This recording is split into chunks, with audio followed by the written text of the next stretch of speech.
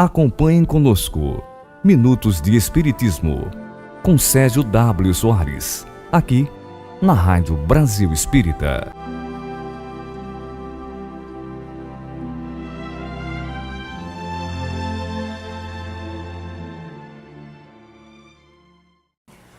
Bom dia, boa tarde ou boa noite, dependendo do horário que você estiver aí nos ouvindo. Meu nome é Sérgio W. Soares e estamos dando início a mais um programa Minutos de Espiritismo. Hoje, programa especial. Por que é especial? Porque tem a participação do nosso querido amigo William Ribeiro, que vem aqui para passar um pouquinho do seu conhecimento, trazer aí algumas explicações, enfim, compartilhar conosco a sua sabedoria, aquilo que ele estuda bastante.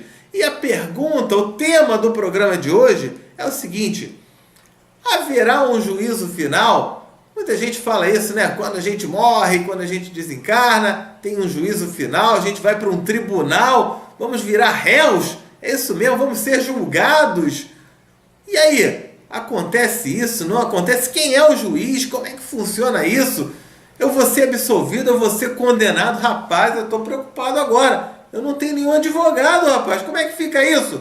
Ô William, esclarece aí pra gente. Haverá um juízo final? Como é que funciona isso? Como vai, meu amigo Sérgio? Tudo bem? Amigos ouvintes da Rádio Brasil Espírita, é uma alegria muito grande estar aqui juntos novamente. Que seja de paz e luz os nossos pensamentos e os nossos sentimentos. Hoje, meus irmãos, para falarmos de um tema relevante, vasto e muito discutido. Haverá um juízo final? Sempre sobre a luz da doutrina espírita. Bom, meus irmãos, temos vários comentários sobre juízo final, fim do mundo, final dos tempos, e cada segmento religioso tem o seu. Alguns convergem, outros divergem, outros mais, outros menos. Há muitas opiniões que se contradizem e até fazem ameaças, como nas escrituras medievais, quando mal interpretadas.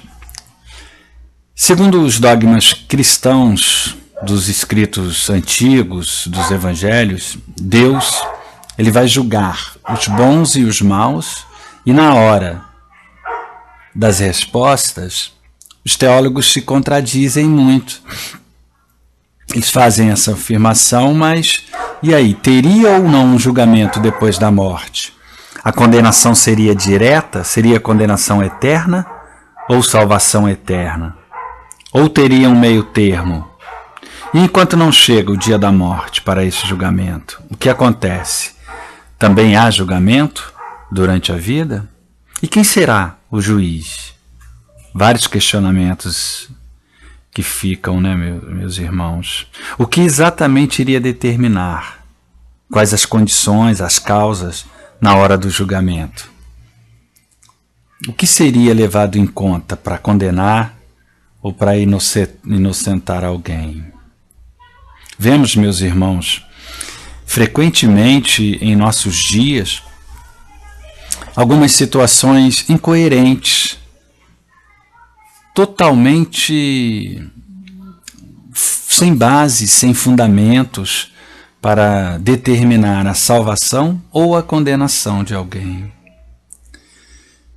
Vemos dizer, mas fulano era católico, frequentava a igreja aos domingos, confessava seus pecados, participava da comunhão, recebia a hóstia. Então esse vai para o céu. Mas ele bebia, brigava com a esposa, os filhos, então vai para o inferno.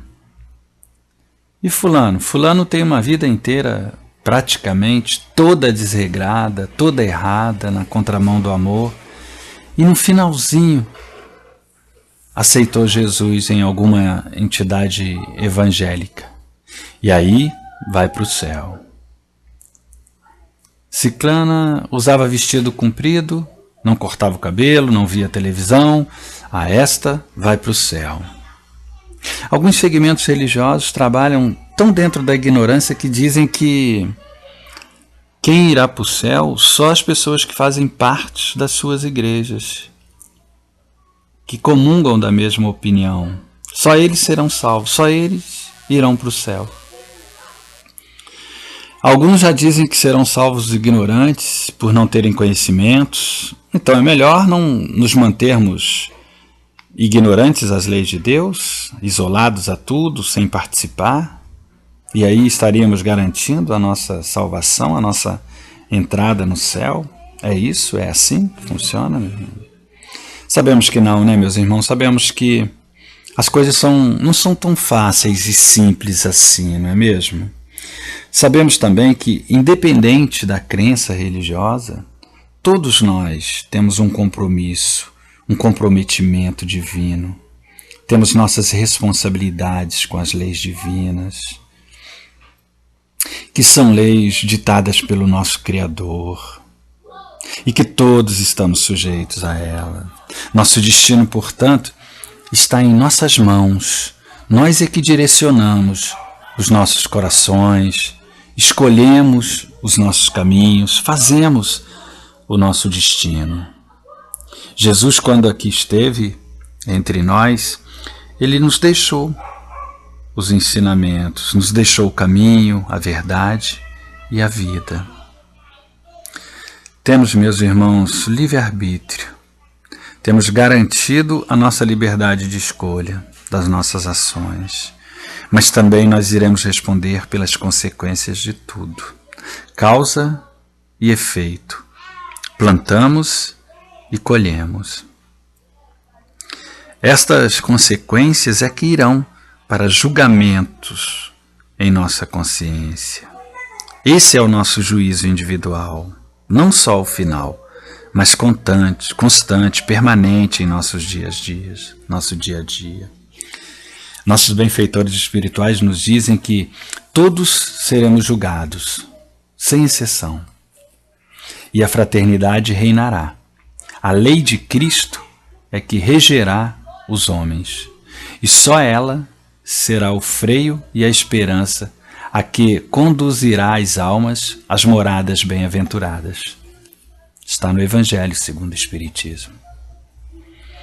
Então, o julgamento divino, meus irmãos, se dará pelas leis universais, de ordem, de equilíbrio, estão escritas na consciência de cada um, e não nos tribunais humanos. Deus, meus irmãos, como sabemos, é de infinita bondade, de infinita justiça, suas leis são perfeitas, são imutáveis. Ele jamais iria querer a destruição eterna de nenhum de seus filhos, mesmo os pecadores. Ele quer sim que eles se eduquem, que revejam suas ações, que entrem em um progresso moral para se aperfeiçoarem. Portanto, meus irmãos, céu e inferno está dentro de nós, em nossos corações, refletidos em nossa consciência. Nós sabemos que a morte ela não existe. Nós saímos do corpo físico, mas continuamos na vida. Somos espíritos, meus irmãos, e que de tempos em tempos estamos em um corpo físico porque faz parte da nossa evolução. Precisamos ainda dele para evoluirmos. E essa continuidade do espírito, esse lugar para onde ele vai, imediatamente após a morte do corpo físico, ele também não será eterno, será transitório. Estará lá pelo período necessário, dentro das necessidades de cada espírito naquele momento, e de acordo com a vontade de Deus. Pois a evolução em nossas vidas é uma constante nas leis divinas. E aí quem irá determinar para onde vamos após a morte do corpo físico é a nossa realidade espiritual. Quem somos de fato? nossas verdades internas. Aqui na Terra, muitas conseguem ficar ocultas, escondidas, mascaradas, mas lá não. Lá elas aparecem na íntegra. Quem somos de verdade, os nossos reais pensamentos e sentimentos.